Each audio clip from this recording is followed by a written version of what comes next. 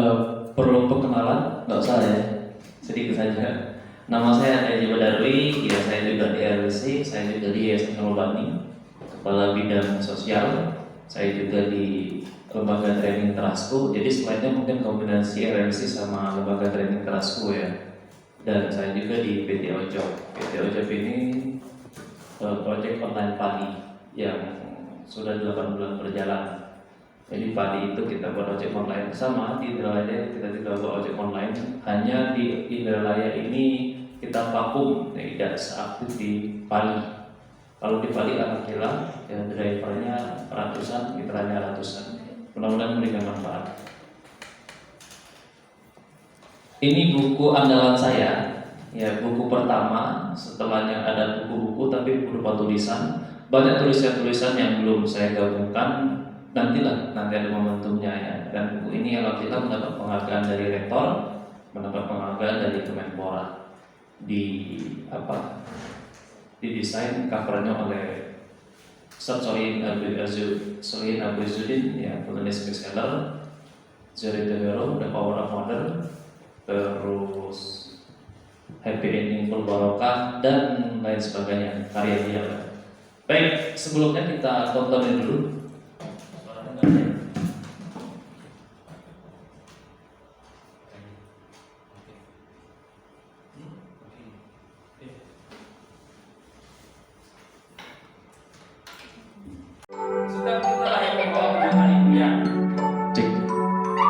Maka apapun kita hari ini itu adalah bagian dari hidup kita di masa lalu.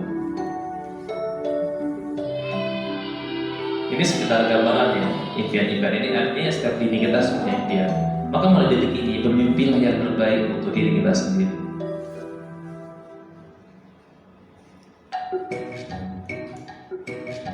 Silakan di benak masing-masing impian apa yang ingin kita capai. Guru yang seperti apa? Guru yang ingin dikenal oleh anak-anak, sosok guru seperti apa?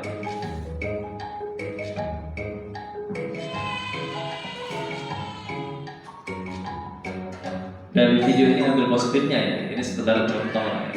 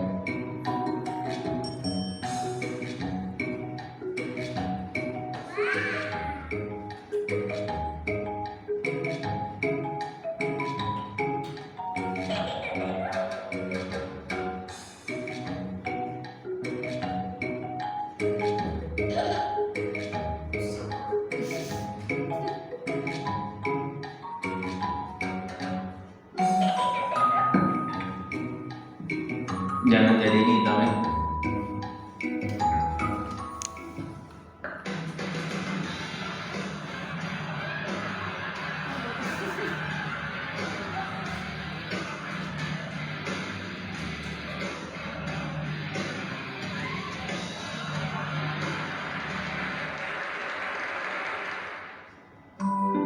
Menjadi tua itu pasti muda itu pilihan. Baiklah, ya, kenapa enggak sekarang? Ya, kapan lagi? Jangan hari ini adalah mimpi bahasa yang lalu, mimpi hari ini adalah dari masa yang akan datang.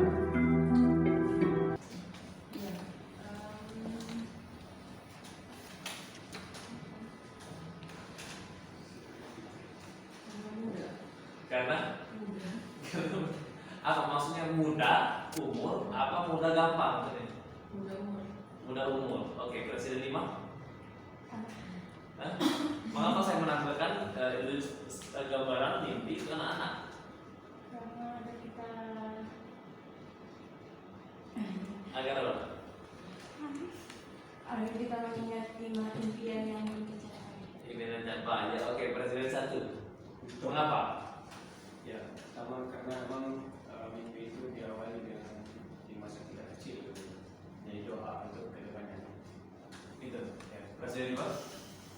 Memang gini, kalau kita punya mimpi itu biasanya dari kecil terlebih dahulu, tidak mungkin kita punya mimpi itu setelah kita beranjak dewasa. Biasanya kan dari TK itu pun mereka sudah punya mimpi kayak gitu. Oke, jadi kita praktekkan dari sejak ini walaupun ya impian dari sejak kita kecil itu kadang kenyataannya berbeda. Ingat ya, jadi pilot, jadi presiden, ya itu ada yang di pikiran anak-anak. Tapi setidaknya kenapa kemudian kita harus mati? Karena kita nggak tahu bagaimana membuat namanya impian. Ya tulislah impian itu secara detail, mumpung lagi gratis. Kalau seandainya impian itu mahal, apa bayar? Langsung kita. Jadi intinya Bapak Ibu, mimpi ini akan lebih detail, akan lebih bagus kalau seandainya kita mengetahui tentang konsep diri kita.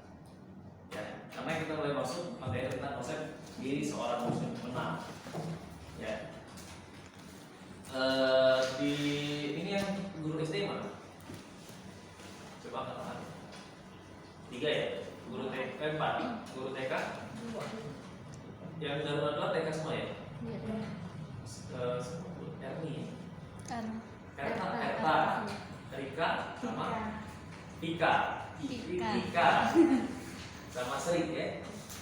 Baik, konsep ini soal muslim. Anda pernah mendengar ketika masa-masa mungkin SMA, masa-masa kuliah, konsep diri itu ya mencakup 3 aspek: aku diri, aku sosial, aku ideal. Berarti apa konsep diri?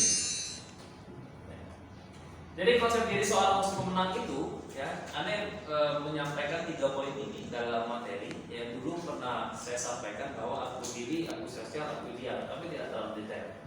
Ya, karena kita membahas tentang seorang muslim pemenang, mindset seorang muslim pemenang. Ya.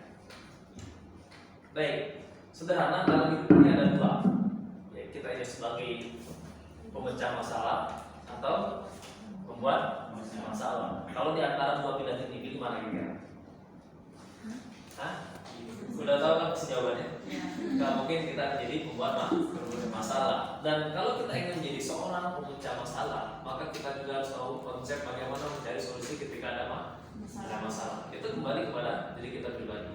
Karena ini saya menyampaikan bahwa ya ini mungkin sudah disinggung oleh Ustaz Sunoto. Ya.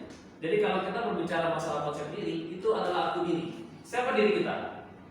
Dalam buku itu tentang bagaimana aku diri, tentang bagaimana peran diri kita, memahami diri kita. Ya, setelah kita jangan berpikir kita ingin jadi apa, tapi Allah itu menghendaki kita menjadi siapa. Artinya, Bapak Ibu yang dirahmati Allah Subhanahu Wa Taala, kalau kita berbicara masalah aku diri, itu adalah apa yang dikehendaki Allah, ya, yang peran kita nanti. Karenanya apapun profesi kita, rangka dalam ibadah kepada Allah Subhanahu Wa Taala. Tahu suratnya? Ada yang apa? Belum. Saya betul. Ada yang apa lagi? Ada di mana? Terjemahannya? Apa terjemahannya? Dapat. Presiden 4 apa? Presiden 2 3. Ya, ini surat Ad-Dariyat ayat 56. Bunyinya wa ma khalaqul jinna wal insa illa liya'budun, dan aku tidak ciptakan jin dan manusia kecuali untuk beribadah kepada. Ya. Jadi kalau kita berbicara masalah aku diri, kita harus tahu dulu diri kita. Tugas kita untuk apa? Yaitu dalam rangka beribadah kepada Allah Subhanahu wa Ta'ala. Kalau kita berbicara masalah ibadah, maka tadi konsepnya itu bersinergi dengan materi yang di awal. Apapun profesi kita dalam rangka ibadah kepada Sang Maha Pencipta. Ya. Nih, niat, kerja, dan gaji. Jadi kalau kita berbicara masalah niat tadi ya, dalam hadis At-Tahin yang pertama innamal a'malu binniyat. Ini mungkin sudah dibahas oleh Ustaz Sunoto. Jadi kalau kita berbicara masalah niat, kita kembali ke niat masing-masing. Kalau seandainya niat kita hanya ingin cari gaji, maka sayang kita belum termasuk seorang muslim yang pemenang. Orientasinya hanya gaji, kita termasuk seorang muslim yang pecundang. Karena kenapa? Kita ketahui bila pekerjaan diniatkan sebagai ibadah, maka gaji adalah banjar dari Allah di dunia. Efeknya apa nanti? Kita akan terasa. Kak, kalau kita anak gaji kan kakek tidak dapat duit, ya itu sudah sunatullah. Ya, nanti kita akan minta. Kalau kita orientasinya ibadah, insya Allah. Karena kalau kita orientasinya ibadah, ya walaupun kita tidak diperintahkan, tapi kita tahu job desk kita sebagai guru, kita akan melaksanakan perintah tanpa diperintahkan. Karena kenapa? Hubungan kita kepada Allah Subhanahu wa Ta'ala. Ya, kalau kita lihat guru-guru di luar sana, apalagi ada yang ASN ya, yang negeri, itu sangat kecewa sekali saya melihatnya. Karena kenapa? Ya terkadang kalau seandainya nggak ada kerjaan, dia nggak datang. Padahal idealnya berapa jam sih harus hadir? Begitupun seorang dosen. Dosen walaupun mungkin ya kalau di luar COVID ya, itu mereka harus absen. Ada karyawan, mereka harus full kerja dari pagi sampai sore. Apa yang dilakukan oleh mereka? Di luar sana absen pagi, pulang ke rumah, absen siang. Padahal kalau kita nggak ada kerjaan, ada kerja nggak kerja, intinya kita harus hadir di kantor. Kita harus hadir di sekolah. Karena apa? Konsep kita adalah tadi ya kembali kepada niat hubungan kita kepada Allah Subhanahu wa Ta'ala, dan itulah seorang muslim pemenang. Kalau kita pecundang, harapannya adalah gaji. Harapannya kemudian alhamdulillah, saya teringat ketika masa SMA ya, nggak ada guru ya Allah, alhamdulillah libur, ya normal lah ya. Tapi intinya itu sebenarnya pemahaman kita yang salah. Wajar, mungkin kita belum dapat ilmunya. Tapi kalau sekarang berpikirnya adalah, waduh saya gak cuma TNI. Karena ya saya, ya ketika masa-masa mahasiswa itu ikut seminar, ikut training, itu bagi saya adalah apa ya, harta yang sangat luar biasa. Sampai saya pernah cerita ya, saya harus berbayar 4 juta 3 jam seminar. Karena kenapa? Bagi saya ini ilmu yang sangat luar biasa. Kalau kita beli buku itu sedekah, kita belajar sedekah. Antum beruntung hari ini belajar. Ya, ada semua hari ini diberi kesempatan oleh Allah SWT untuk hadir di sini. Karena kenapa? Ini bagian dari sedekah. Apa hasilnya? Allah pasti membalasnya. Dalam surat Al-Baqarah 216 itu pasti berbalas. Jadi tidak lagi kata insya Allah. Kalau insya Allah versi manusia insya Allah ya, itu biasanya kadang-kadang iya, kadang-kadang tidak. Tapi kalau kita sudah memastikan kayaknya tidak hadir, jangan sebut insya Allah. Aku mungkin hadir ya, tapi mungkin 80% tidak hadir. Ya, tapi kalau kita sudah berbicara masalah insya Allah, itu sudah di hampir positif kita hadir. Tapi kalau kita sudah tahu tidak hadir, janganlah sebut insya Allah. Ya, bilang saja mohon maaf ya, saya kemungkinan tidak bisa hadir. Karena mengapa? Karena mungkin saya ada agenda dan lain sebagainya. Itu ya banyak alasan yang kemudian itu menampilkan identitas dari kita pribadi. Baik, Bapak Ibu yang dirahmati oleh Allah Subhanahu wa Ta'ala, ini kita kalau kita berbicara masalah niat ya. Tadi niat sudah pembahasannya, tapi saya sedikit menyinggung. Pelunasannya dari di akhirat. Jadi apapun yang kita lakukan hari ini itu pasti berbalas. Contoh nih, Anda berbuat bohong itu pasti akan berbalas. Ya, Anda berbuat baik kepada anak-anak itu pasti berbalas. Anda kemudian melayani anak-anak secara maksimal itu pasti berbalas. Karena hanya mindset kita dibenahi. Mindset kita dibenahi dulu. Anda ya di antara guru-guru itu ada yang tidak senang, tidak senang sama orang, tidak terbesit dalam hati, itu kemudian akan menjadi efek negatif pada diri kita juga pribadi. Karena ya konsep syukur itu la syakartum la azidanakum wa la kafartum inna adzabi lasyadid, itu adalah berpikir positif. Ya, perempuan dan laki-laki berbeda dalam hal mengambil solusi, dalam hal mengambil memecahkan sebuah masalah. Cara berpikirnya beda. Ya, cara bukan rantai makanan ya. Cara rangkaian memberikan jawaban itu berbeda. Begitupun perempuan dan laki-laki. Ketika ada masalah, mungkin perempuan curhat, ngobrol, ya normal. Ya, tadi ya dalam data ilmiah mengatakan perempuan itu berapa kata-kata dalam sehari? 20.000 sehari harus keluarkan kata-kata. Laki-laki 7.000. Jadi contoh, kalau seorang ibu ya, marah macam-macam biarkan sampai kata-katanya habis. Seorang istri ya mau cewek sampai kata-katanya habis. Karena kenapa itu normal? Yang jadi masalah itu adalah kalau laki-laki ada masalah macam-macam, ngalahin perempuan. Jadi kadang ketika perempuan ada masalah, dia cari teman dekatnya ngobrol dan curhat, itu normal. Tapi jangan sampai kemudian kita menimbulkan namanya zon.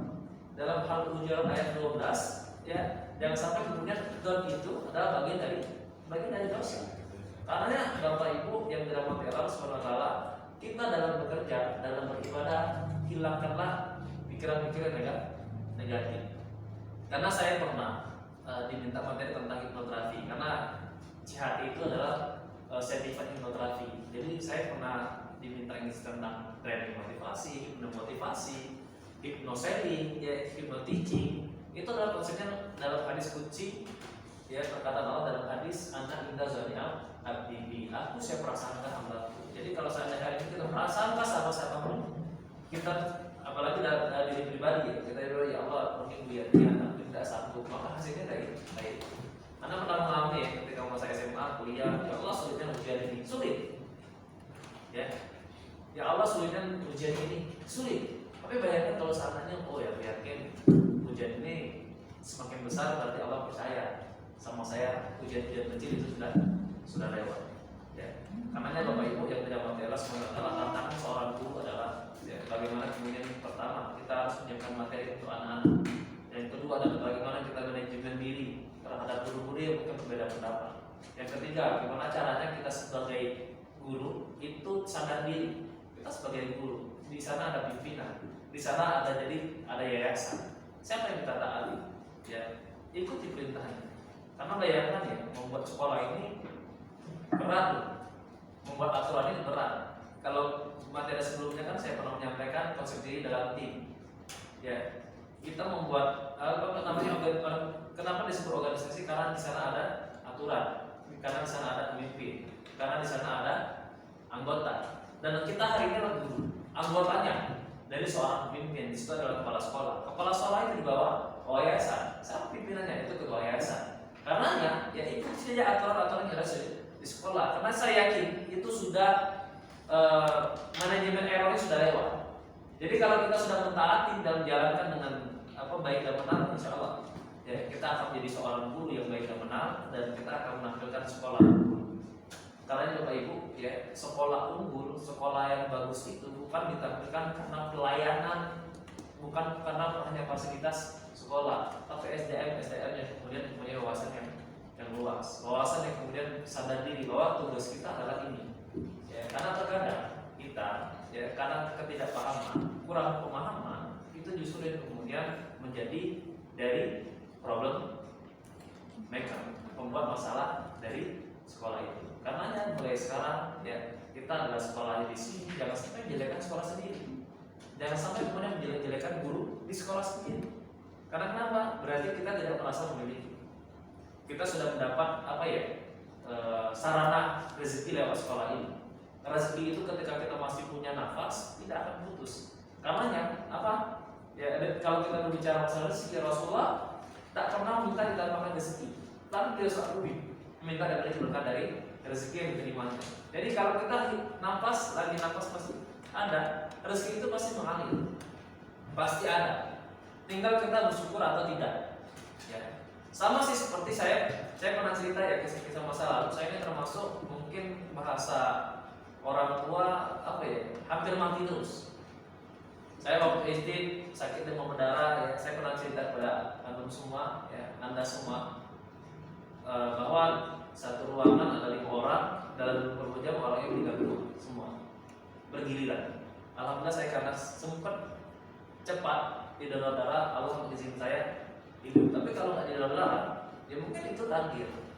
Tapi Allah masih mengizinkan saya untuk bisa bernafas. Jadi yang di depan kita seorang Haji Badarudi, bukan arwahnya ya.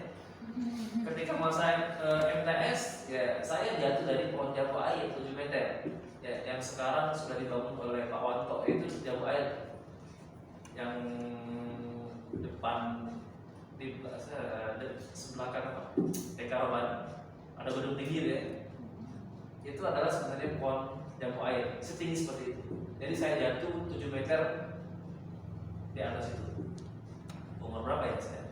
Kalau nggak salah umur MTS kelas 1, 7 meter di atas, dan alhamdulillah Allah masih ingin saya untuk hidup. Kebayang ya, 7 meter hanya bisa satu jam. Hasil saya alhamdulillah. Ya. Dan ketika masa-masa kuliah ujiannya luar biasa. Apa ujiannya? Saya ditabrak truk, 3 hari pingsan. Ya. Apalagi mata saya sebelah kiri diambil oleh Allah, jadi mata sebelah kiri ini nggak lihat lagi.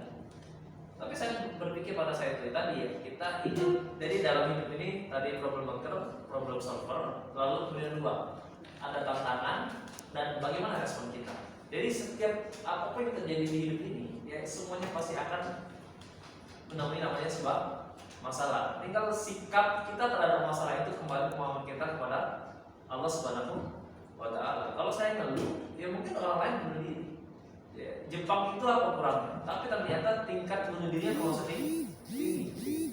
Kejujuran, kesosialan, ya, pelayanan itu luar biasa. Kepintaran, kecerdasan itu luar biasa. Tapi ternyata dia ingin ketuhanan yang ada. Kalau berbicara masalah pemahaman luar biasa terkait masalah tentang intelektual. Tapi justru dia bunuh dirinya lebih banyak.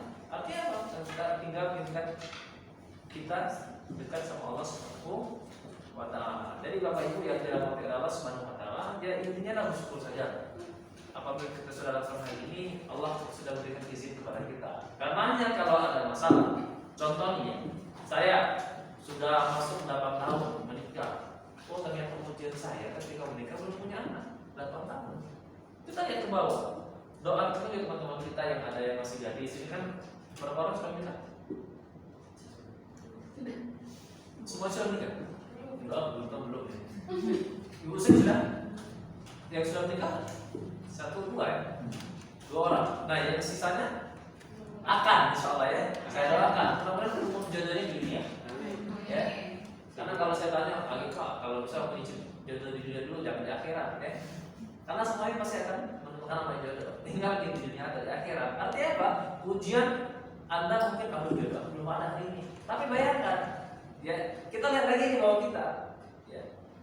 Kalau seandainya kita nggak bersyukur, ternyata teman-teman kita ada justru bukan kan hanya jodoh. Jodoh itu mungkin sunatullah pasti salah pendapat. Ternyata ada teman kita yang justru mereka tidak dapat pekerjaan. Ada teman kita di luar sana mungkin ya yang di sini sudah kontrak ya, sudah tetap. Masih ada yang mungkin belum tetap. Ketika kita hari ini belum tetap masih ngontrak dan lain sebagainya. Oh ternyata masih ada teman-teman kita yang tidak ada pekerjaan. Oh ternyata di luar sana ya ada teman-teman kita mungkin hari ini kita nggak bekerja dan lain sebagainya. Bersyukur saja. Asalkan kita tetap ikhtiar. Karena kenapa? Oh ternyata ada teman-teman kita di luar sana nggak punya kedua tangan, tidak punya kedua kaki untuk bekerja pun sulit. Oh hari ini kita tidak punya kedua tangan, tidak punya kedua kaki. Ternyata ya kita bersyukur Allah masih mengizinkan kita untuk bertasbih, berzikir, mengingat Allah SWT dan rezeki kita masih luas. Ya, karena kenapa kalau kita ketika diuji, ya bersabar, ketika kita mendapat kenikmatan, ya bersyukur. Dan ternyata kalau kita ngomong itu ternyata nikmat. Ya, apa ya mungkin baru selesai sakit ya. Sabar saja, Allah akan limpahkan rezeki misalnya. Bukan bisa, pasti. Karena kenapa? Di balik apapun ujian itu pasti ada hikmah. Ya, karena kenapa? Dalam surat Al-Baqarah ini ayat ini sangat memberikan saya kunci hidup dalam hidup di dunia yang memberikan kekuatan kepada saya. Ya, tahun ini saya menemukan ayat ini dan saya sering memberikan ayat ini baik di ceramah, khutbah, ya. Apalagi di era Covid ini itu selalu saya ulang-ulangi. Dalam surah Al-Baqarah ayat 155 ada yang hafal? Di sini ada yang hafal? Ada yang sudah hafal lebih dari 1 juz? Ada yang hafal sudah lebih dari 1 juz? Gak apa-apa menunjuk aja. Yang di sini sudah juz 1 juz, sudah angkat tangan. Bapak Butom, pakai 1 juz. Amafi. Yang 2 juz?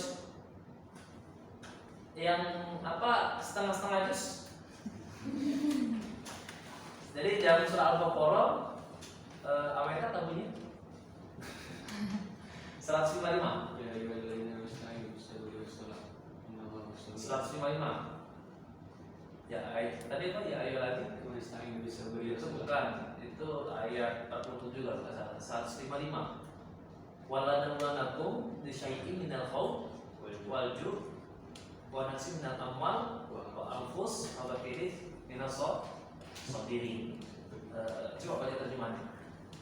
Aku pasti akan menguji kamu, ya, dengan sedikit kekurangan harta, ya, dengan sedikit kekurangan jiwa, ya, dengan sedikit ketakutan, dengan sedikit kurangnya buah-buahan. Dan ternyata Allah itu sudah memberikan informasi kepada kita. Aku pasti akan menguji kamu dengan sedikit ketakutan. Artinya Allah itu akan menguji kita dengan ketakutan. Dengan sedikit kekurangan harta, Allah itu pasti akan menguji kita dengan kemiskinan. Dengan hilangnya jiwa, Allah itu pasti akan menguji orang-orang yang kita cintai, itu akan hilang. Karenanya, ya 3 hari yang lalu itu luar biasa. Ya, saya mendapat inspirasi yang berharga. Kebayang ya, kalau saya punya anak yang dinanti-nanti 8 tahun, ternyata lahir 2 bulan meninggal dunia. Kira-kira saya siap kan? Ya, Anda tahu yang di Sarjana, Kak Fai, Ustaz Fai, ya, dia selalu ke masjid. Ya. Malam-malam 2:30 datang ke rumah, tapi kita masih tidur. Berapa rumah seperti itu? Biasanya di lingkungan rumah kami itu setiap malam hadir banyak orang sampai subuh karena ada jaga malam. Ternyata malam itu, ya, jam 12 sudah periksa ke Aroya, sehat, panas sedikit. Jadi tenang saja orang tuanya. Pulang ke rumah, ya dikasih obat panas biasa. Justru kemudian pernapasannya berkurang. Ke Aroya lagi nggak sanggup. Ke Maizara disuruh ke Palembang, cari di komplek itu, ingin mengantarkan ke Palembang. Ternyata kita tidur, nggak kedengeran, ya. Tahu alhamdulillah dapat mobil ketemu di perumahan itu, datang ke rumah, sampai ke rumah Abi, anak kita nggak ada lagi nafas sudah. Artinya saya membayangkan kalau saya kuat nggak ya? Sholat subuh, kafai yang azan, baru kemudian setelah itu diskusi. Artinya apa? Kalau kita ujian seperti itu, kuat nggak saya? Artinya Allah mungkin, ya, bukan mungkin, Allah itu pasti memberikan ujian kepada kita. Itu berbeda-beda sesuai dengan kemampuan masing-masing. Ujian kita masih berbeda-beda. Mungkin di sini ada orang tuanya mungkin yang miskin, yang nggak mampu. Di satu sisi mungkin kita diuji orang tuanya yang kaya raya tapi tidak bersyukur. Ya, di satu sisi mungkin kita punya adik yang kemudian selalu kita nasihat tapi nggak berubah-ubah. Ya, kita punya kakak yang kemudian selalu kita sih nggak berubah-ubah. 4 bersaudara saya saja pun berbeda-beda pemahamannya. Artinya, ya kita sudah berikhtiar untuk menyampaikan. Jadi Bapak Ibu yang dirahmati Allah SWT, ini terkait masalah bagaimana peran kita menjadi seorang manusia, seorang muslim. Apalagi di sini adalah seorang SDM yang peran yang sangat luar biasa. Impian saya dari dulu adalah seorang guru. Ternyata Allah izinkan saya menjadi seorang trainer. Saya guru juga, ya, guru ngaji juga, guru anak-anak juga. Hanya bedanya opsi saya berbeda-beda. Karena kalau profesi trainer ini itu kadang guru, kadang pejabat, kadang anak-anak kecil, ya, kadang orang-orang hebat. Dan saya mendapat pengalaman berharga dengan objek yang berbeda-beda.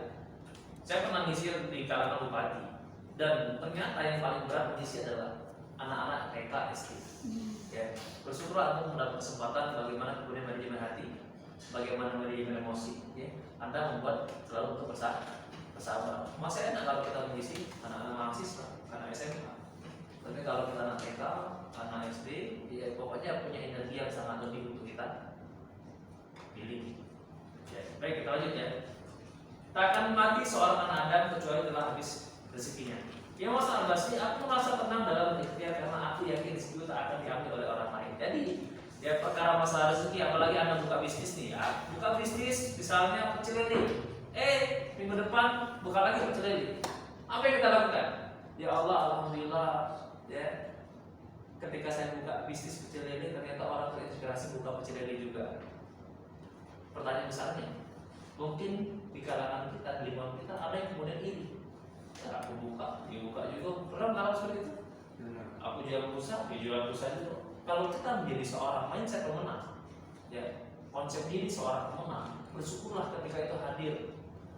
Ya, bayangkan kalau seandainya itu, ya, mindsetnya adalah seperti itu terus, kita akan terhalang karena pikiran kita.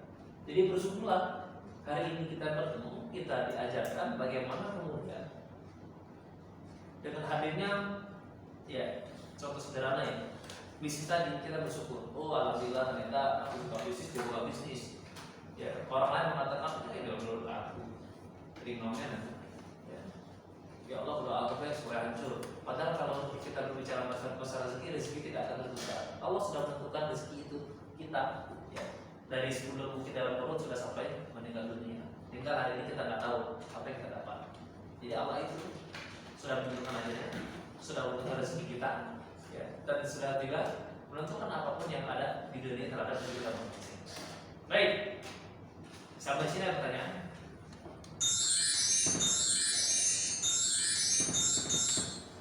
Sampai sini ada pertanyaan? Belum ya, sebenarnya baru slide, cuma penjelasannya agak panjang. Apa itu ikhlas? Pekerjaan ikhlas ini tidak perlu saya bahas lagi ya, karena materi pertama. Tapi saya ulangi, ikhlas atau tidak ikhlas kita harus bekerja. Jadi perkara nanti kalau kita ingin beribadah, contoh sederhana ya, kalau kita ingin sedekah, ya Allah, aku udah galak sedekah, lagi riak, ya. Justru ketika Anda takut riak, nggak jadi sedekah, itulah riak sesungguhnya. Sederhana ya. Ya Allah, aku pengen sedekah. Kalau kita mungkin beli kok kan, malu ya, malu. Nggak masalah, tapi kan tidak sedekah 100.000. Perkara masalah nanti ikhlas dan ikhlas itu hanya Anda sama Allah Subhanahu Wa Taala. Ya, lebih baik apa? Lebih baik sedekah terang-terangan besar, ya, daripada terang-terangan bersedekah. Kebalik ya. Jadi terkadang kita lebih baik kecil ikhlas, ya, daripada besar nggak ikhlas. Tapi kalau sekarang kita mulai lagi. Kalaupun kita nggak ikhlas hari ini, hanya Anda yang dengan apa yang kita tahu. Jadi caranya sekarang mulai biasa, karena lebih baik kita paksakan sedekah besar-besaran. Nanti lama-kelamaan akan menjadi ikhlas. Teringat ya masa kecil kita dilatih oleh orang tua untuk sholat, terpaksa, dipaksa dulu. Saya teringat Adi pokoknya sholat, ditabok lagi dan sebagainya. Ternyata dengan kita paksaan, kita akan menghasilkan namanya sampai ke hari ini kita menjadi kebutuhan. Jadi ibadah itu ya, ada tingkatannya. Pertama terpaksa, ya. Kedua kebiasaan, ketiga adalah kebutuhan, keempat adalah kenikmatan. Kalau kita ibadah sudah menjadi kenikmatan itu luar biasa. Karenanya kita melatih anak-anak itu yang dipaksa dulu. Dipaksa nanti lama-lama akan menjadi biasa. Sudah menjadi biasa dia akan menjadi kebutuhan dan kita terpikir adalah kenikmatan. Tanpa kita ingatkan lagi itu pokoknya kalau aku udah sholat duha, ini malah baca, tinggal sholat wajib. Ya, sama-sama seperti itu. Oh pokoknya kalau aku udah sedekah seminggu 10.000, aku merasa ruginya. Jadi ini juga penting. Ya, kalau kita berbicara masalah konsep diri jangka pendek seorang muslim, jangka panjang tadi kan kita harus punya impian ya, jangka menengah. Ya, sama lah kayak Kabupaten Ogan Ilir. Kabupaten Ogan Ilir ini adalah punya rancangan anggaran jangka panjang. Ternyata dari tahun 2005 sampai 2025 impian Kabupaten Ogan Ilir adalah kota santri. Ini tercapai atau tidak? Nah begitu kita juga. Kira-kira nih 10 tahun akan datang kita ini kira-kira apa peningkatannya?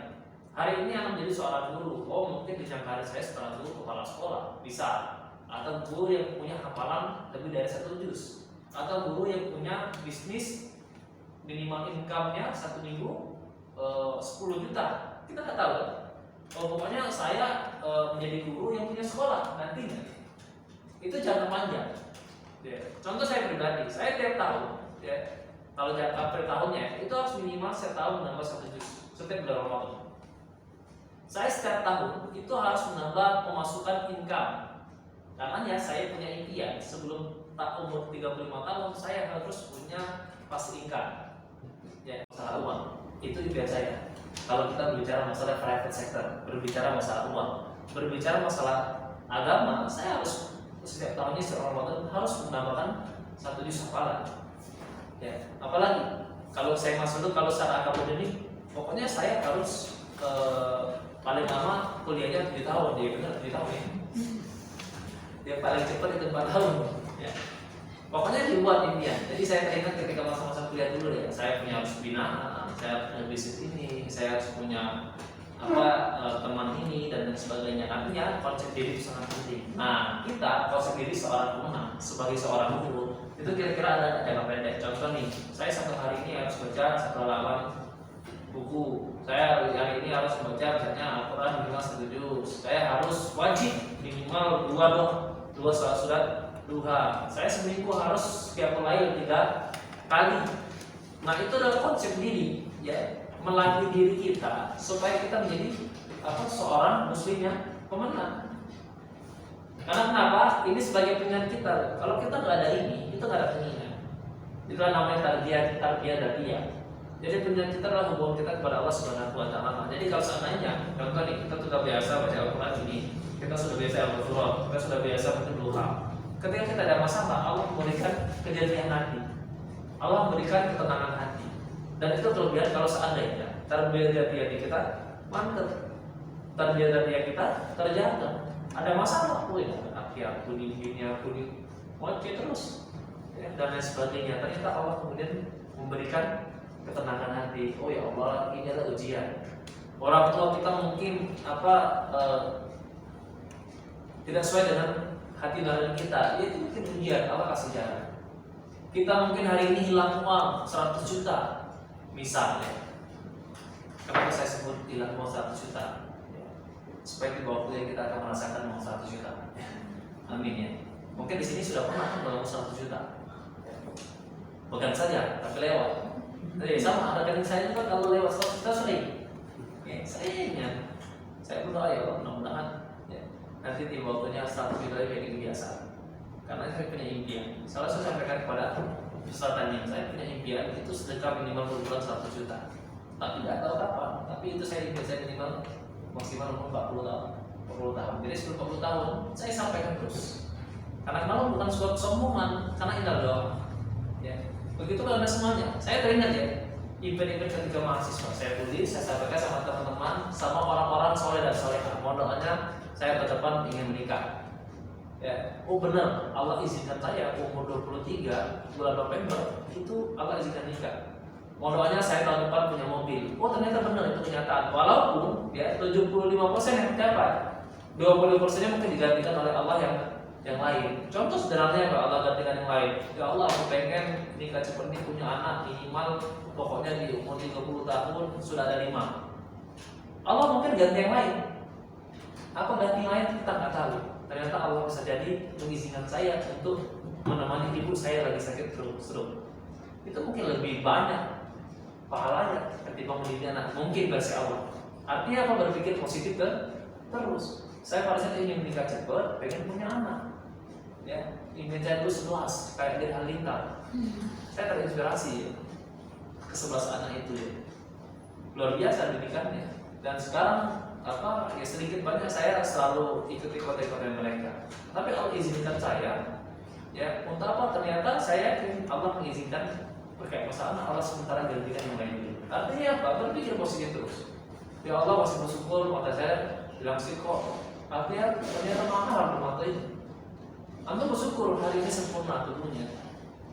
Ya. Karena kenapa? Masih banyak di luar sana yang mereka mungkin tidak sempurna seperti kita. Artinya kalau kita ada ujian, ya bersama. Ya. Baik, kita lanjut ya. Ini baru aku diri tentang ngomong hal terlebih dahulu yang saya dulu. Dengan ikhlas jika sukses aku bersyukur jaga dan bersabar. Dengan ikhlas kesulitan dan ujian dapat dinikmati. Ya, jadi ilmu ikhlas. Nah ini menarik nih sebenarnya.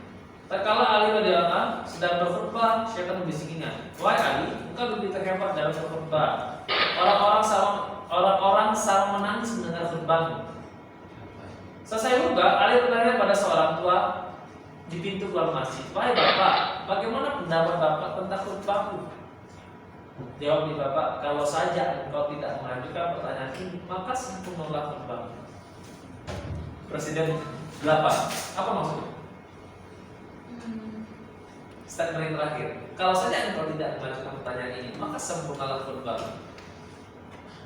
Kalau dia tidak bertanya tentang apa yang dilakukannya, maka amalnya tadi itu sempurna. Jadi itu tidak riak terhadap amal yang dilakukannya. Oke. Presiden 5, apa maksudnya?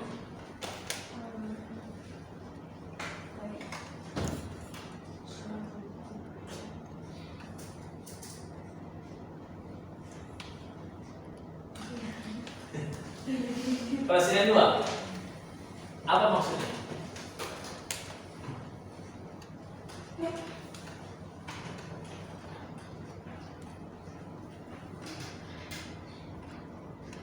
Ada maksud?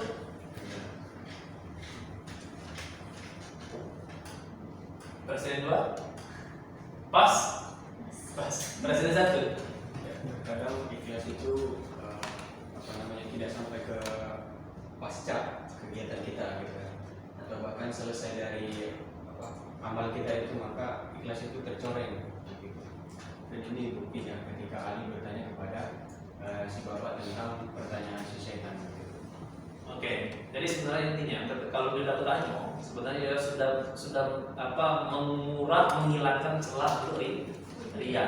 Tapi kondisi Ali ini jujur ya, saya kalau seandainya sedang latihan ya sedang mengisi itu di luar objek materi saya selalu setelah mengisi harus konsultasi. Ada teman yang contoh nih, gimana Buta pada masukan nggak? Itu penting juga.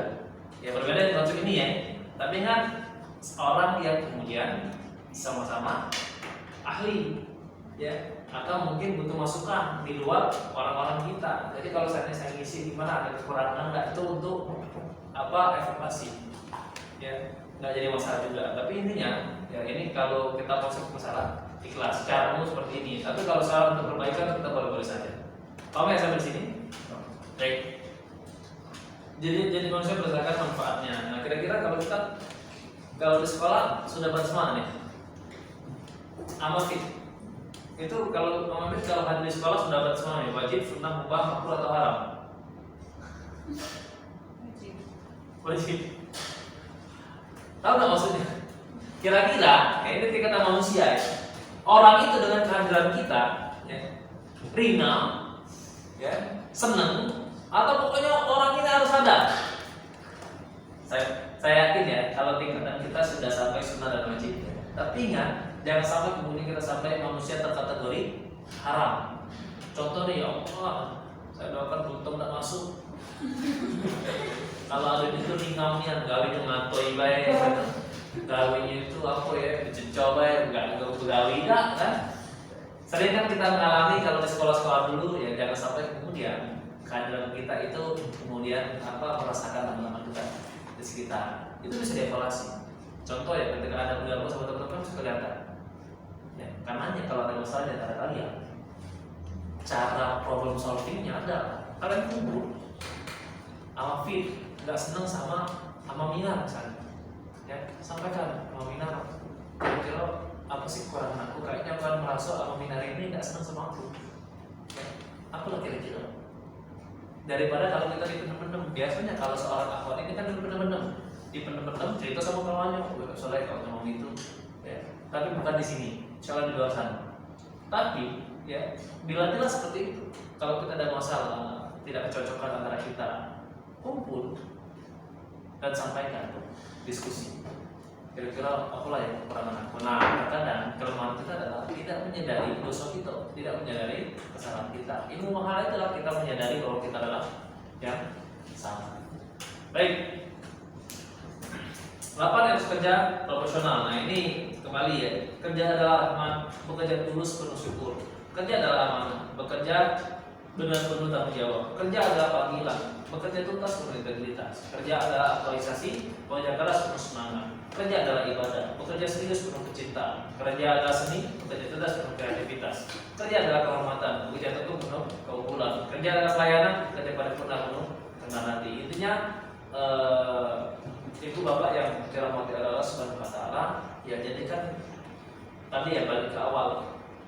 Kerja itu adalah bagian dari yang saya sampaikan barusan, rahmat, amanah, panggilan, aktualisasi, ibadah, seni, kehormatan dan pelayanan, yang dalam satu konsep semuanya adalah bagian dari ibadah. Jadi inilah pengembangannya sebenarnya. Ya. Jadi ibu-ibu yang dirahmati Allah Subhanahu wa taala, ini baru kita berbicara masalah aku diri, ya. Itu bagian peran kita, fungsi kita sebagai menyadari diri kita. Artinya kita beribadah kepada Allah Subhanahu wa taala. Aku diri yang kedua adalah ya. Ini masih berhubungan dengan sudah mulai masuk ke aku sosial. Dalam surah Al-Baqarah, mohon maaf ini bukan surat 10 ya. Al-Baqarah ayat 30 yang sering saya sampaikan. Ada yang apa? Betul apa lah?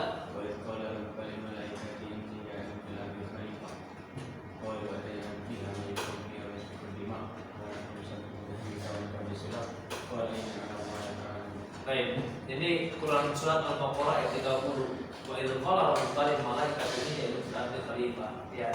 Allah itu menunjukkan manusia menjadi khalifah. Bersupaya kita harus menjadi seorang manusia. Dalam Al-Quran itu Allah menawarkan kepada alam, Allah menawarkan kepada gunung, Allah menawarkan kepada dunia dan langit. Ternyata nggak sanggup menjadi seorang pemimpin.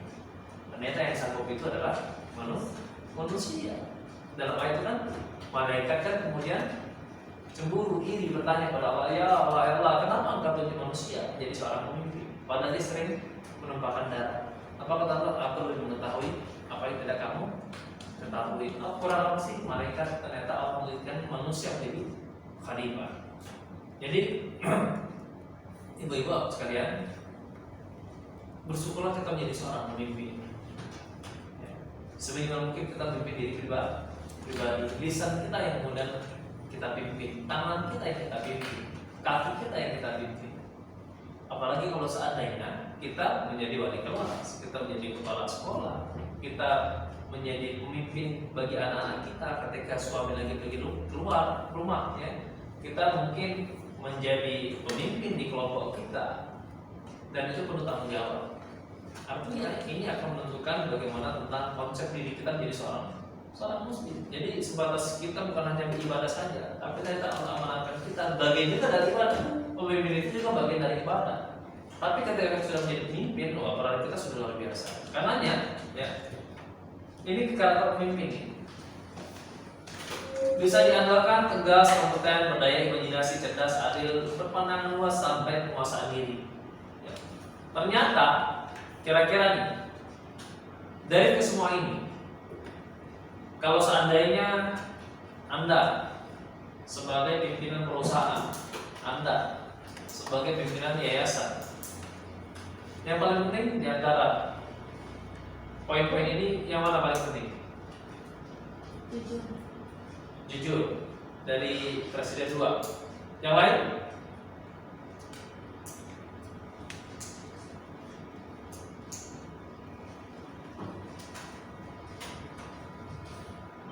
Ada? Selain jujur ada? Apa sepakat semua jujur?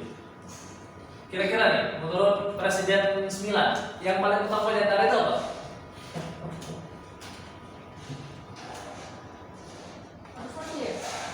Ya, satu yang paling prioritas. Penguasaan diri. Presiden 6 yang dimiliki, ya, karakter pemimpin yang paling kita miliki, yang urutannya sangat penting. Di antara itu, kira-kira apa? Berpikiran maju. Presiden 3 penguasaan diri. Presiden 1 memberi inspirasi. Presiden 5 jujur. Presiden 4 Presiden 7 jujur. Presiden 8 penguasaan diri. Anda tahu nggak yang paling penting? Pernah melakukan materi ini? Iya. Hah? Nah, kenapa kemudian menjawab penguasaan diri?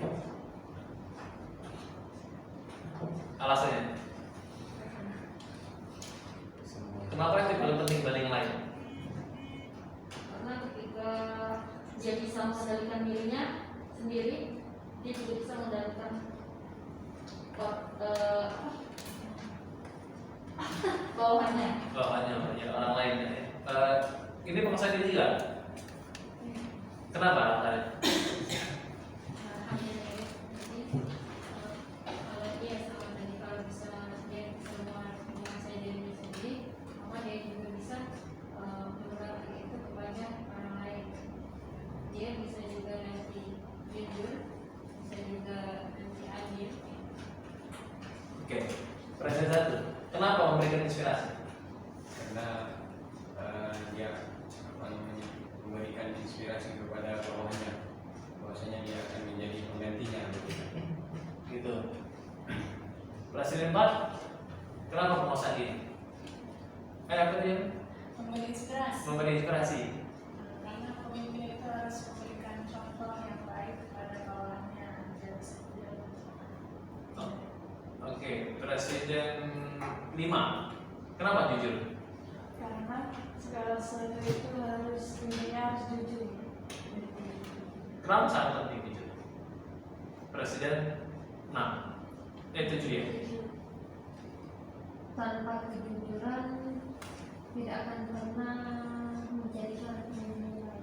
Oke. Presiden 3. Kenapa penguasa diri ya? Iya. Ketika kita sudah bisa menguasai diri sendiri, maka akan muncul karakter-karakter lain seperti jujur dan Satu lagi Presiden 6. Apa yang ini? pikiran maju. Yang maju. Kenapa? Ya karena Tidak mundur ya. karakter seorang pemimpin gitu kan, karena ketika dia sudah menjadi seorang pemimpin maka dia harus bisa selangkah lebih maju pikirannya dibanding orang-orang atau atlet di bawahnya. Oke. Presiden 2, kenapa jujur? Karena jujur itu menurut saya paling utama. Karena sebelum ada penguasaan diri, apa ya? Ini amat kalau penguasaan diri itu kan percuma kalau pemimpin itu kalau nggak jujur ya. Kalau yang memberi inspirasi, apa juga amat kalau memberi inspirasi tanpa adanya kejujuran atau yang penguasaan diri yang tadi, terus apa tadi ya, kalau yang menunjukkan tanpa dilandasi dengan kejujuran, kita kan tidak tahu apa yang terjadi ke depannya dengan seorang pemimpin tersebut. Di sekeliling kita banyak sekali tapi ya banyak pemimpin yang tidak jujur seperti itu kan, tidak transparan dengan bawahannya seperti itu. Terima kasih. Ada lagi tentunya? Ya, ini penelitian ya dalam sebuah buku ditulis ya, intinya dari tahun 87, 95, 2002. Dan saya kira yang sampai sekarang itu tidak berubah adalah ingin tahu jawabannya.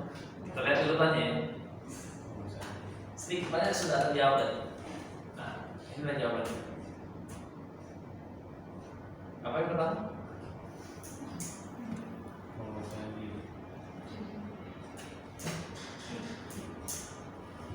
Ternyata mandiri itu terakhir, penguasaan diri itu justru yang paling hampir yang terakhir. Ya, kita lihat. Yang jujur itu Dan yang pertama adalah jujur. Ya, ternyata jujur itu mahal. Ya, ternyata karakter seorang pemimpin jujur itu yang paling penting. Baru kemudian berpikir maju. Ya, baru dia kompeten. Baru kemudian dia memberikan inspirasi. Ya, ternyata ya, penguasaan diri, mandiri. Ya, ini sangat penting juga. Tapi yang paling penting adalah kejujuran. Jadi ternyata kalau kita berbicara masalah urutannya inilah ya, karakter seorang pemimpin. Tadi benar yang sudah disampaikan oleh Ibu Sri ya. Baik, jadi jujur. Ya, jujur ini sangat penting dan jujur ini mahal. Dan jujur ya, saya pribadi kita masalah kejujuran memang harus terus tidak. Bersyukurlah kita yang kemudian dalam lingkaran yang halal, kalau dalam lingkaran teori kita adalah dengan tentang kejujuran. Ya, karena kenapa ingat ya, kejujuran ini akan hadir karena pemahaman kita.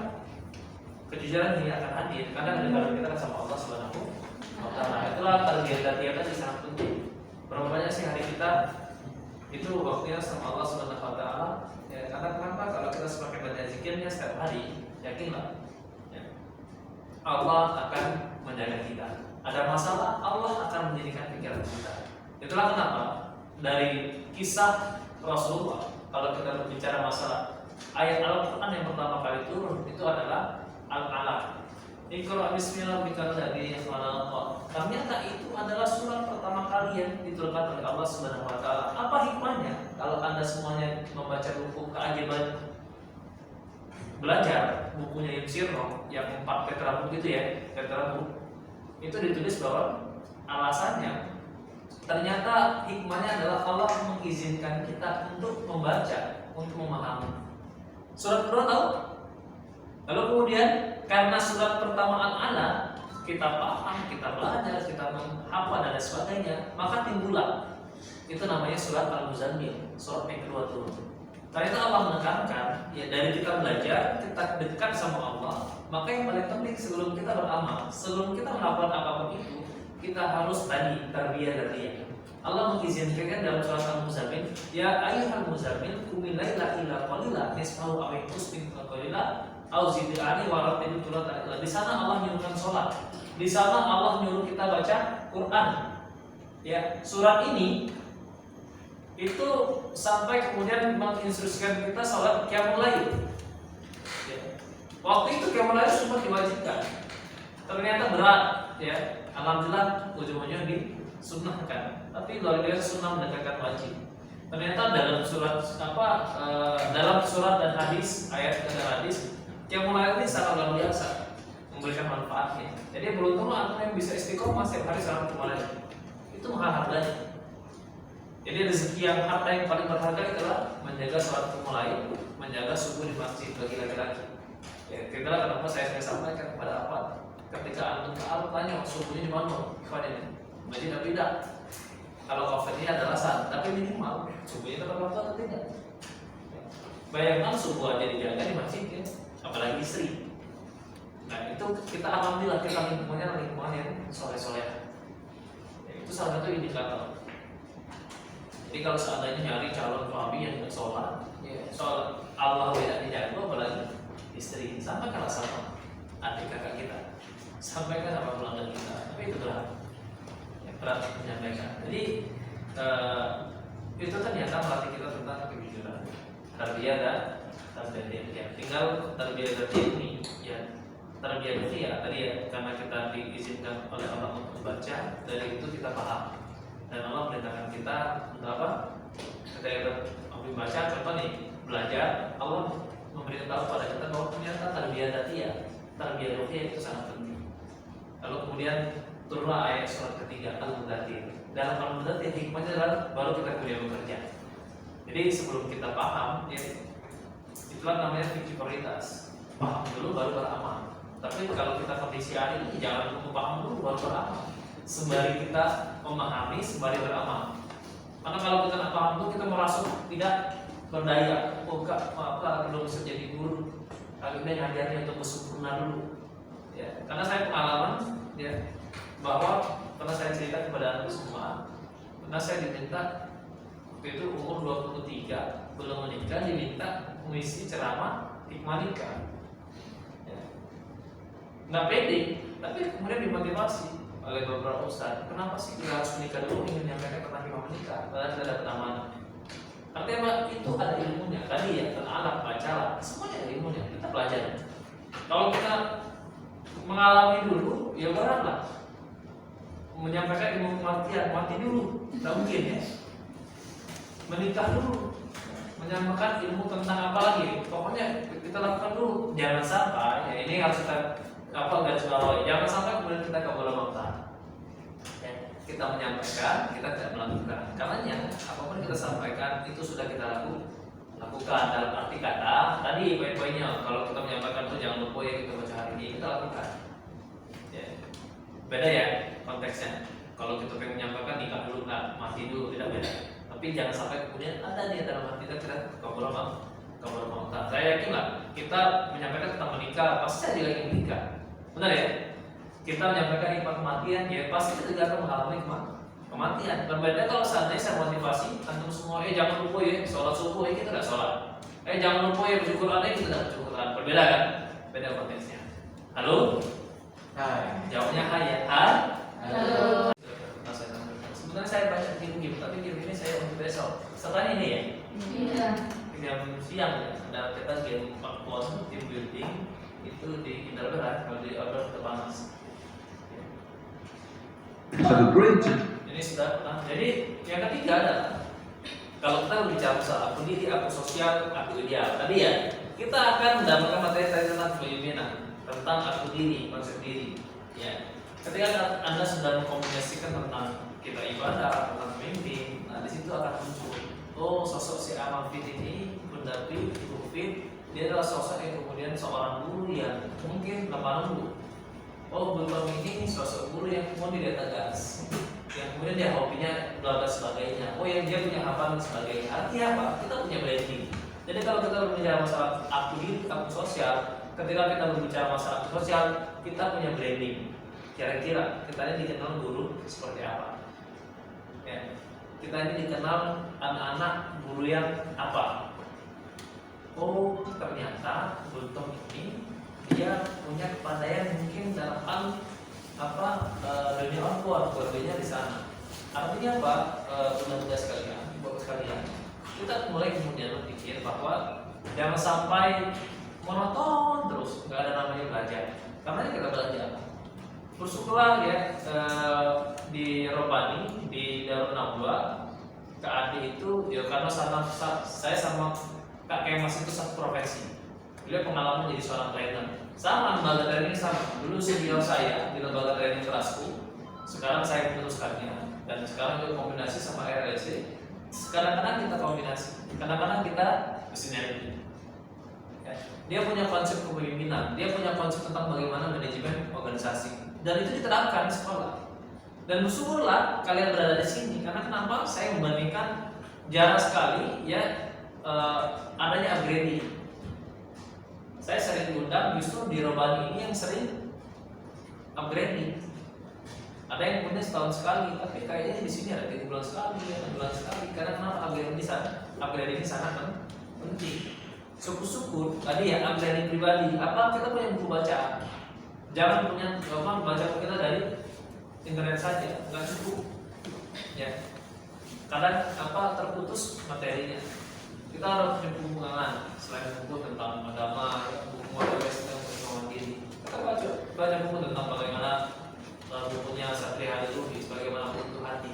Kita baca bukunya buku tadi ya saya sebut Salim Abu Sudi, Zero to Hero. Kita baca bukunya The Power of Mother. Ya. Kita baca bukunya tentang The Forest, bagaimana tentang personality. Oh, kalau seandainya anak ini karakternya sanguin, kelihatan ya anak-anaknya ya. Kalau buku personality ya, berbeda saya berbicara tentang psikologi bukunya Stephen. Tahu ya Stephen, personality, ya tentang ada lagi Stephen Sindjari ya. Kalau personality-nya The Forest itu tentang bagaimana dari kemampuan dia. Contoh nih, dia ini hobi bercanda, dia ini hobi funny, itu karakternya samping.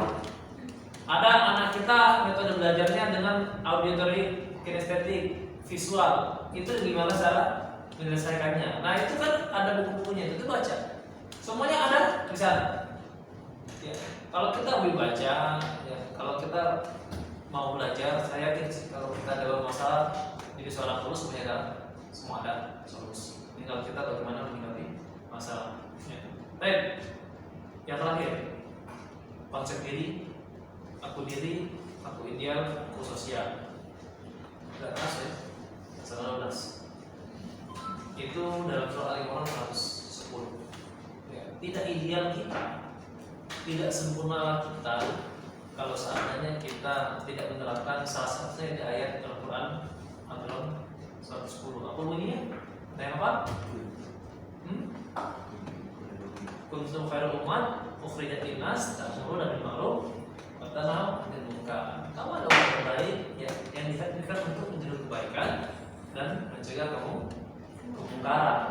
Paling gampangnya ayat-ayat adalah wal asri ya, wa tawassaw bil haqq wa tawassaw bis sabr. Jadi kalau seandainya percuma saja kalau orientasi kita tidak ada namanya kebermanfaatan, menyampaikan ilmu. Bersyukurlah kita jadi seorang guru. Karena kenapa kita ada ilmu kita sampaikan. Karena kenapa? Ya, sama Rasulullah, ilmu itu ialah mengenal dan beramal. Pelajari semua ilmu yang kau sukai, tetapi ingatlah bahwa Allah tak akan memberi manfaat dari ilmu itu sebelum kau mengamalkannya terlebih dahulu. Apa? Qaulun nas anfa'u binas. Ya, umat terbaik itu umat yang kemudian memberikan manfaat. Jadi orientasi kita tadi ya ibadah, gaji itu adalah banjarnya. Ya, nanti pelunasannya nanti di akhirat. Ketika kita sudah, apalagi kemudian orientasi kita beribadah, orientasi kita memberikan manfaat, orientasi kita mencegah kemungkaran. Dimanapun kita berada, profesi kita apapun itu, kita terus memberikan inspirasi. Tadi ada kita harus menjadi tauladan. Dan Allah ya sudah menegaskan, laqad kana Rasulullah ini suatu asal pada diri Rasulullah itu tauladan. Kita jadikan tauladan diri kita. Selain jujur, kita tampilkan ya dengan tauladanlah adalah nasihat yang sangat luar biasa. Ketika anak-anak dan gurunya mungkin ya Anda bawa sampah pada tempatnya, anak-anak pasti nurut. Dengan anak-anak di depan anak-anak ya kita kemudian makannya tangan kanan, anak-anak pasti nurut. Ya. Karena kenapa? Anak yang punya visual dia akan lebih melihati bagaimana tingkah laku guru-gurunya. Ya, apa yang dilakukan guru-guru? Anak-anak yang kemudian auditif, ya, dia akan lebih mendengarkan. Anak-anak jangan lupa ya, buang sampah pada tempatnya. Orang anak yang seperti itu dia akan lebih dapat. Tapi orang visual itu lebih melihat gurunya. Kita buang sampah, kita mengangkat kanan, ya. Apalagi ya, kita ngobrol ketika lagi diskusi rapat, misalnya tidak ada yang mungkin contoh ya, ketika yang luar biasa ini yang sering kita lupa, ketika lagi ngobrol, ada ngobrol sama kita main HP. Itu kan ternyata secara etika kurang bagus. Ini penting juga ya, bagus dulu Pak Panitia yang men-setting HP supaya kita lebih fokus. Sama kalau kita ngobrol, kita berpaling, ya nggak ngadep. Itu juga skala etika. Ketika kita berdiskusi, banyak yang kemudian cara-cara ini kita bisa menjadi tauladan di depan anak-anak kita. Ya. Lanjut. Hidup hanya sekali, kita yang berarti hidup mulia dan husnul khatimah. Amal bulan, bekerja kamu maka Tuhan manusia akan melihat pekerjaanmu. Itu dan bekerja kamu maka Tuhan akan melihat pekerjaanmu dan kamu akan kembali kepada Allah yang mengetahui akan yang gaib dan nyata, lalu diberikan kepada kamu apa telah kamu kerjakan. Bapak Ibu yang dirahmati Allah Subhanahu wa taala, intinya bekerja saja, Allah pasti akan melihat amal kita. Bekerja saja, Allah pasti kemudian membalas apa yang kita kerjakan. Beribadah saja, bekerja, ya, tetap kita tadi ya, dari awal sampai akhir kita tetap meneruskannya.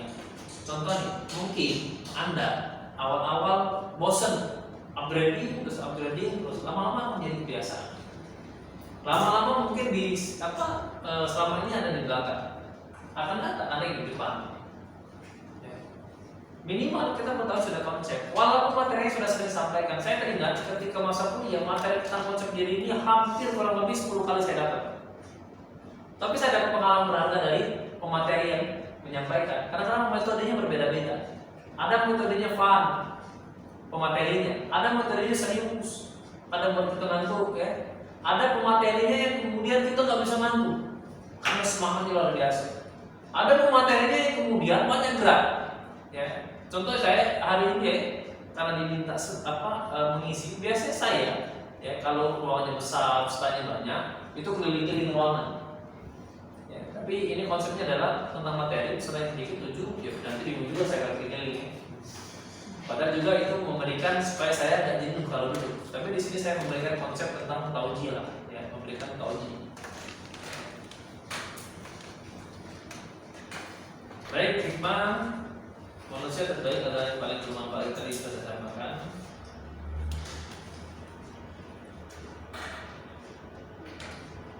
Baik, orang beriman Syarah 16 ya. Terima kasih. Saya akan menemukan konsep diri, aku real, aku sosial, saya pemenang. Jadi sederhananya referensinya adalah Al-Dariyat, Al-Baqarah, Al-Imran. Itulah pegangan kita agar kita senantiasa dimanapun berada dalam rangka ibadah kepada Allah Subhanahu wa Ta'ala. Saya simpulkan lagi, ada dua. Ya. Apakah kemudian kita ingin menjadi problem solver, atau kemudian problem maker? Ada dua, ya. Kita hidup di dunia diuji dan tinggal bagaimana respon kita. Apakah respon kita untuk bersyukur atau mengeluh? Kalau kita mengeluh dipertanyakan keimanan kita. Bayangkan ya, kalau kita mengeluh dipertanyakan keimanan kita. Karena kenapa? Sejatinya syahadat kita kalau di materi respon bayar, ternyata syahadat itu dalam Al-Quran outputnya adalah kebahagiaan. Jadi selagi kita selalu bersyahadat, asyhadu alla ilaha illallah wa asyhadu anna Muhammadar Rasulullah, outputnya adalah kebahagiaan. Maksudnya apa? Apapun yang terjadi selagi kita masih beriman kepada Allah Subhanahu wa Ta'ala, semuanya adalah kenikmatan. Semuanya adalah kenikmatan. Ada masalah, ya Allah, alhamdulillah Allah izinkan masalah besar ini kepada saya yang mungkin tidak sanggup dilakukan oleh orang lain. Terima kasih ya Allah. Ya Allah, aku hilang uang ini, uang saya berharga sekali. Tapi saya yakin di balik hilang uang ini, kalau saya bersabar, Allah gantikan yang lain. Ya Allah, kaki aku sakit. Ya Allah, ibu saya meninggal dunia lebih dahulu dari saya. Saya yakin ya Allah, mudah-mudahan selama saya melakukan kebaikan, pahalanya pasti mengalir secara otomatis. dramatis. Ya Allah, ayah saya lagi sakit stroke. Ya Allah, orang tua saya lagi sakit semuanya. Alhamdulillah ya, engkau izinkan saya, orang tua saya sakit. Artinya saya akan lebih banyak bersabar dan lebih banyak fokus kepada orang tua.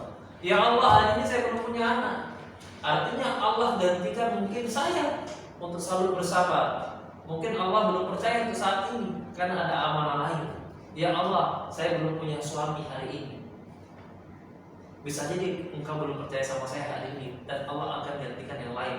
Tapi ya Allah, ya mudah-mudahan engkau berikan kesabaran dan selalu bersyukur kepada Allah Subhanahu wa Ta'ala. Ini yang Bapak Ibu yang dirahmati Allah Subhanahu wa Ta'ala, kita sebagai guru, sebagai SDM, ya, tadi ya, sang menang itu adalah jangan kemudian menyalahkan siapapun, menyalahkan pimpinan, menyalahkan sekolah. Kalau bisa kita menjadi problem solver. Kalau bisa kita munculkan ide kreativitas kita. Kalau kita munculkan ide keberanian kita. Ide sekolah ini jangan semata-mata kita mengandalkan orang lain, tapi kita berpikir apa kekurangan sekolah, apa kekurangan, ya, apa yang harus kita bangun.